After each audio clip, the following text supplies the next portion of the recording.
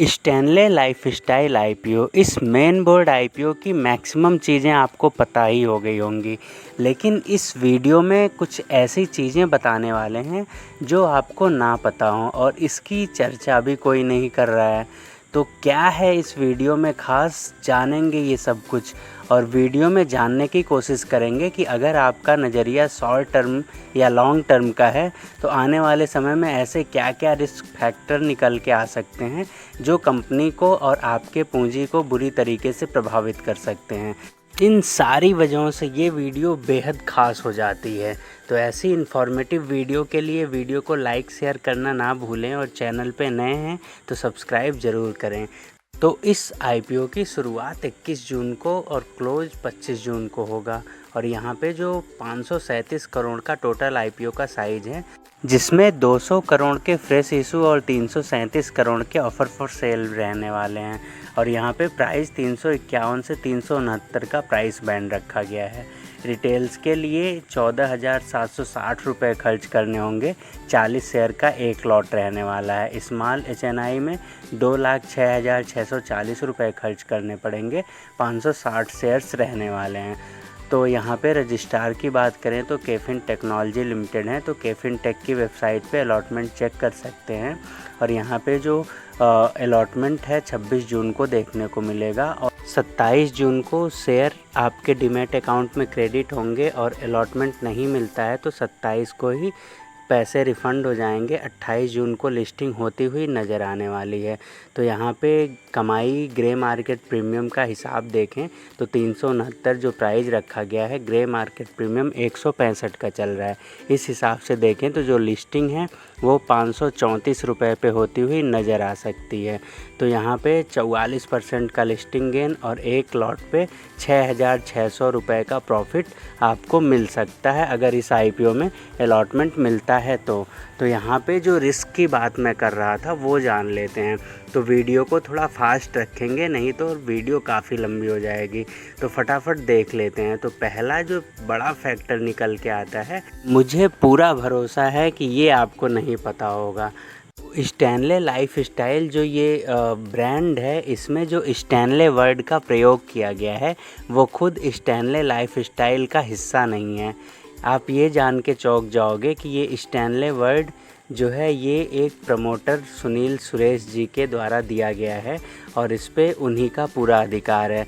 जैसा मैं उदाहरण से समझाना चाहूँगा, जैसे हीरो होंडा कंपनी थी तो पहले ये कंबाइंड थी, बाद में ये जब हीरो और होंडा अलग हुए तो कंपनी पे काफ़ी बुरा इफ़ेक्ट देखने को मिला। वैसे ही यहाँ पे कभी भी हो सकता है, जैसा सुनील सुरेश जी का पूरा अधिकार है स्टैनले वर्ड पे, तो अगर ये सुनील सुरेश जी स्टैनले वर्ड को कभी भी वापस ले लेते हैं किसी नुकसान की वजह से या कोई लड़ाई झगड़े की वजह से, तो ये स्टैनले लाइफस्टाइल ब्रांड से स्टैनले वर्ड गायब होगा अगर, तो ब्रांड पूरी तरीके से ख़त्म हो सकता है। बहुत बड़ा रेवेन्यू पे प्रभाव पड़ेगा।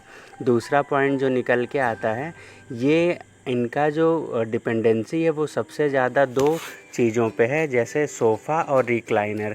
तो कंपनी सोफ़ा रिक्लाइनर ज़्यादा बनाती बेचती है, तो अगर इन चीज़ों की डिमांड घटती है तो कंपनी के रेवेन्यू पे काफ़ी बुरा प्रभाव पड़ेगा। तीसरा जो पॉइंट है, इनका जो कोई भी पीयर्स लिस्टेड नहीं है इस कंपनी को के रिलेटेड।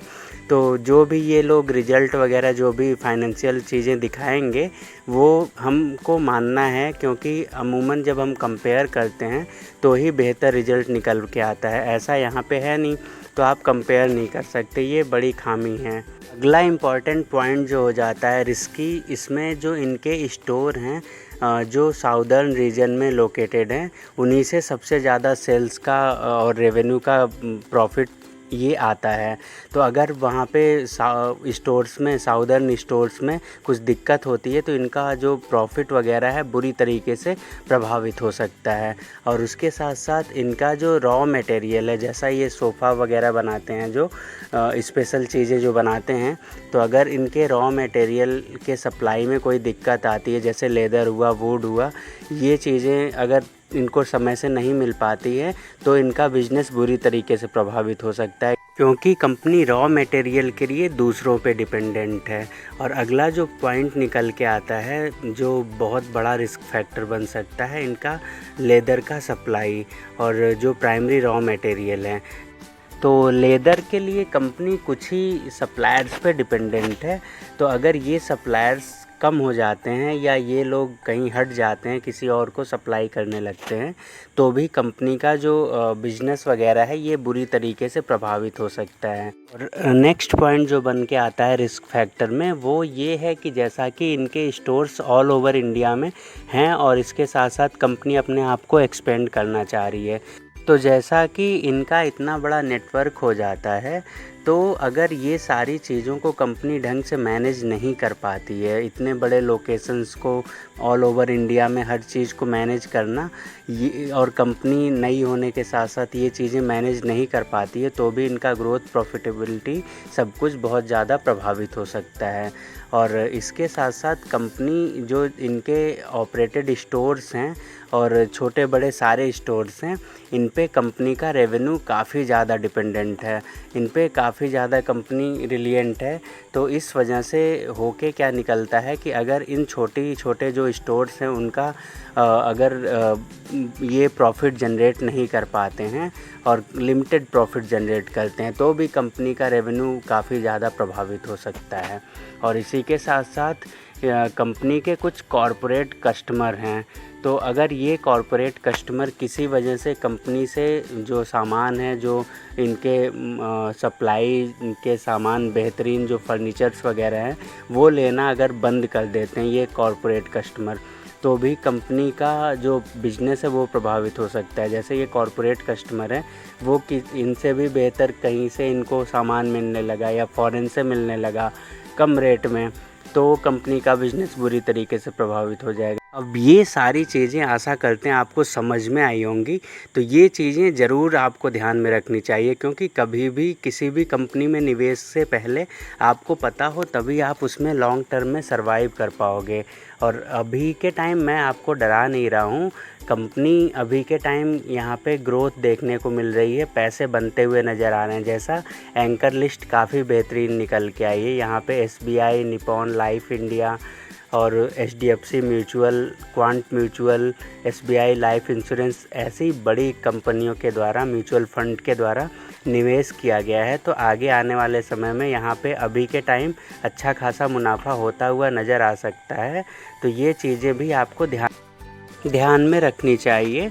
और उसके साथ साथ आप यहाँ पे निवेश करके चल सकते हैं लिस्टिंग गेन के पर्पज़ से। और अभी के टाइम जैसा कि लास्ट डे पे हम डिसाइड करेंगे कि यहाँ पे लॉन्ग टर्म के लिए क्या नज़रिया होने वाला है। तो वीडियो पसंद आई हो तो वीडियो को लाइक शेयर ज़रूर करिएगा, और चैनल पे नए हैं तो सब्सक्राइब करना ना भूलें। धन्यवाद।